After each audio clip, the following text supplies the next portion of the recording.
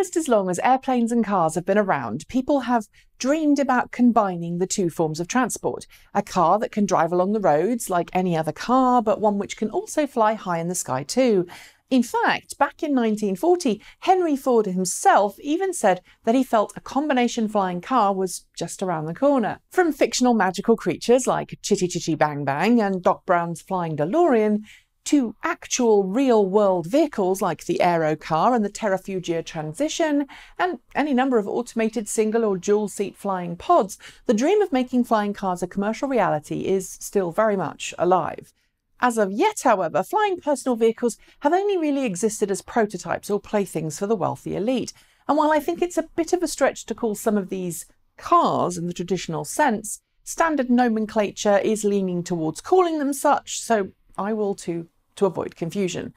Over the last few years, it's clear by the massive amount of investment into automated personal air transport companies, many believe flying cars are the answer to solving the terrible congestion of today's megacities. Some of these companies have demonstrated solid prototypes that do exactly what's claimed of them, but to date, none of them have entered into the marketplace. Which brings me to today's question: which country in the world will see flying cars first? And by that I don't mean which country will develop flying cars first. I mean, which country will do everything necessary in a commercial and legislative sense to make it possible for you, I, or anyone else to own, hail, or hire a flying car.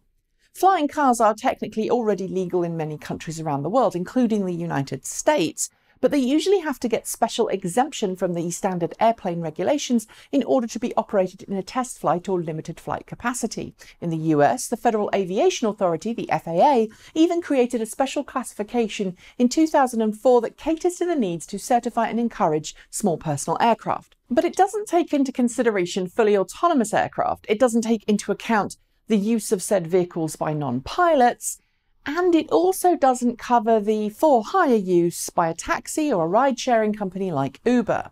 The same is true in many other countries around the world who are all toying with the idea of flying cars. Making a car or a small car-like personal aircraft that can be flown? Well, it's tough. There's a lot of red tape, but it is possible as long as the person controlling it is a pilot. Autonomous air taxis and personal craft? Well, not yet. And in order for these flying cars to truly take off, we need autonomous operation to be a part of that legislative mix. Which countries will see flying cars first? Well, although Silicon Valley is home to many flying car startups, or the birthplace of many spin-offs from larger tech companies, you might think that the US would be on the list, but America isn't always the first in adopting new technologies and ideas, and its legislative process can be slow and laborious. And in a political climate where regulation is something of a dirty word, and the political divide ends up in a legislative gridlock, I suspect we're still some way from seeing flying cars in major US cities. Europe then? Well, the UK is busy doing other things right now and has a really crowded airspace around London that's already close to safe capacity. Other European nations have similarly crowded airspace, and while there are a large number of flying car companies in Europe, most of them are far from being ready to bring their vehicles to production. China certainly seems to have the space to safely develop flying cars, at least out of major cities that is, and its unconventional approach to intellectual property, copyright, and other legislative processes means that it does tend to respond very quickly to advances in technology. You only have to look at how quickly China transitioned its major cities to electric vehicles to see that's possible. But, and this is a big but, 4/5 of China's airspace is controlled by the military, meaning there's a really restricted amount of actual airspace to test flying cars in. Additionally, China isn't a country big on investing in new unproven tech. It's a country known for supporting tech that's already proven itself lucrative elsewhere. It's one of the reasons that EHang, one of the world's leaders in autonomous air taxi technology, has been testing its flying cars in Dubai, which brings me to Dubai.